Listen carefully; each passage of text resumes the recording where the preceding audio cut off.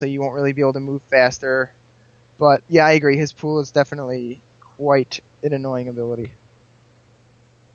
Okay, anything else about Vlad? I don't think so. That's pretty much it.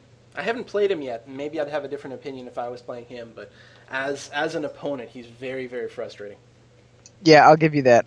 Even I play as him, so that's why I'm kind of like defending his pool. But playing against him, the pool is quite annoying, especially if they know how to use it. They can actually use it to like. I've used it to dodge Annie's Tibbers because, they usually make it pretty obvious. They're gonna run right up at you, Yep. and here she comes with her Tibbers, and then right as she's placing it, you use the pool, and it's just nuts because then they can't target you. You get up on them, start damaging them with the pool.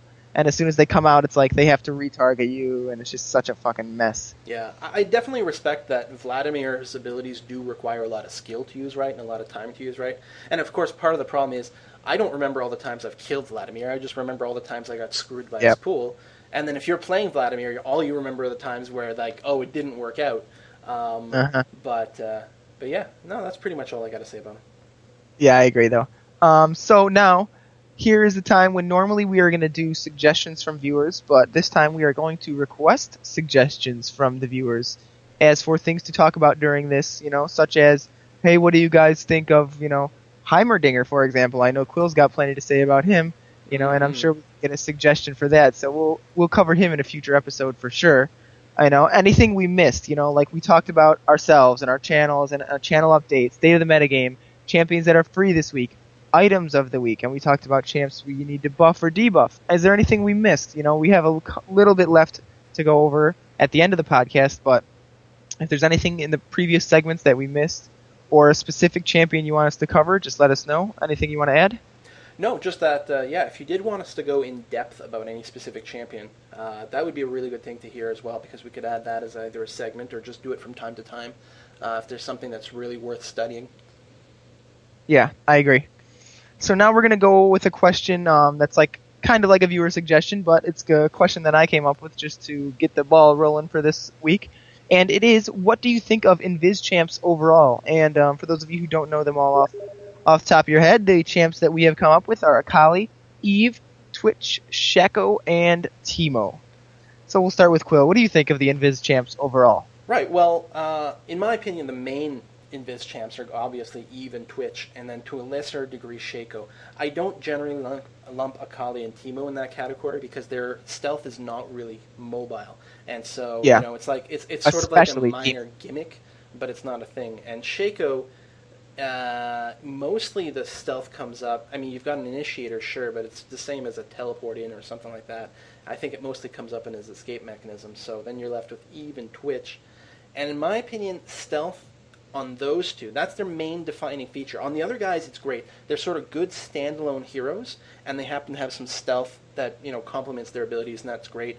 And it's almost not significant enough for you to bother countering. But with Eve and Twitch, their stealth effectively sort of all of the time, and it forces you to get something like an Oracle's, and then you've completely countered their primary ability and shut them down virtually completely. Twitch at least still has his range, but then you're stuck with Eve, who is a melee range character. And unless you're playing against complete noobs, people will be able to counter Eve. They're going to get ways to detect invisibility, and they're just going to shut you down and dominate you the whole time. So I think invisibility champions, especially Eve, they have a pretty tough time if that's their primary thing. Yeah, I completely agree. Like you said, I mean, to compare another champion like Master Yi, he is completely shut down by like an exhaust. Such the same as Eve and Twitch are both completely shut down by like one single thing, which is like an Oracle's, or both of them are pretty shut down by an exhaust as well. So I mean, Akali, Shaco, and Teemo, those are all, like Quill said, like Invis on them is not really their main thing. Akali is pretty annoying with hers. I actually like hers, how it's like an area of effect stealth. I think it's pretty unique how they applied that. Shaco's is pretty short, so that doesn't really count as well. And I don't know, I just think overall that they're not that special. Like I've heard Quill say many times before, like in my channel on the actual game and on his channel to his viewers, that Eve is just, I mean, not really viable. And he just said it right now. Eve is just not viable past like really, really low elo. Like you have, like the people you're playing against have to be pretty much complete noobs to lose like a game to like a Fed Eve or something like that. Yeah, the only Eve that's challenged me at all recently was when, of course, she got lucky early on and got some kills, and then went a really tanky build, which I was really surprised at, but it was incredibly effective once she got the head start on other champions, and that's to counter her squishiness. And then she had some pretty effective, like the CC opener, and then she could spam some AP moves. But other than that, did she go with Sunfire Capes? Yeah, Sunfire Capes and a Frozen Mallet or Frozen Heart, I'm not sure. And yeah, and she was pretty, because you couldn't kill her. And yeah. I thought, well, that was pretty neat, but that's never really going to happen again. And every time I make this comment, people are like, no, I play as Eve and I pwn. And I mean, maybe this is a bad opinion, but I have to assume you're low elo for that to happen. Or you're lying. One of the two. Pretty much, because Eve sucks. Like, come on, people. The problem is I don't think there's any way to buff her, because if you buff Eve, she is absolutely going to wreck all noobs all the time. Yeah. Like, yeah, that's pretty much the thing. Like, Eve and Twitch are both in such a place that now where they're at, noobs can barely handle them. Mm-hmm. And if you make them any better, even good players are going to start to struggle with them, and they're just going to become, OP in a bad way. Well, part of my issue, I'm not sure that you could buff Eve while keeping her primary shtick being the fact that she's stealthed.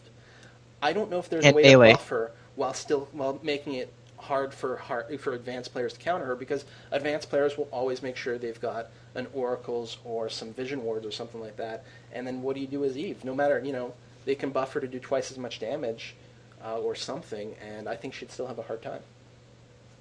Yeah, I agree. That's pretty much my thoughts on the subject.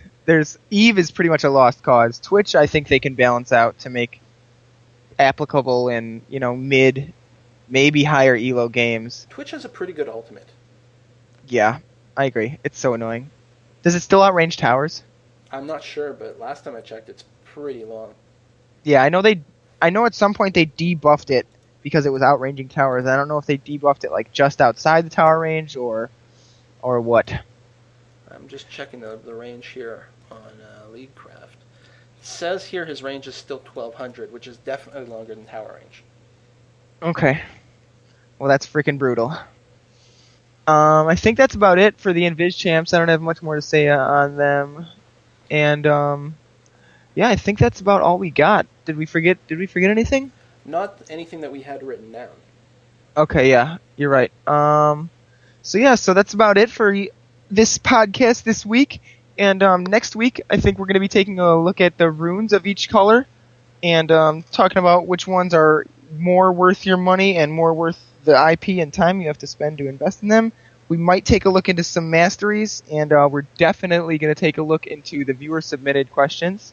Anything you want to add? Just about the runes, I'm going to be happy that we're looking at that, because while I'm pretty comfortable with things now, I remember starting out, I really had no idea what runes were the ones to get. And when you're starting out, you don't have a whole lot of IP. Luckily, the Tier 1 runes are cheap, but it's still a pretty big investment. And then you find out that, I remember spending a lot of money on the attack speed. Well, not money, but IP on the attack speed runes, only to find out I actually have those too. Yeah, they really are not necessarily worthwhile for the slot, which is too bad because attack speed items are so good. But yes. So live and learn. Yeah, I agree. Like, we're going to be trying to cover... This is going to be... The podcast in general is going to cover a lot of noob-friendly things, such as what runes to buy, stuff like that. But we're also going to be talking about somewhat higher-level discussion and stuff like that. We'll try so hopefully, anyway.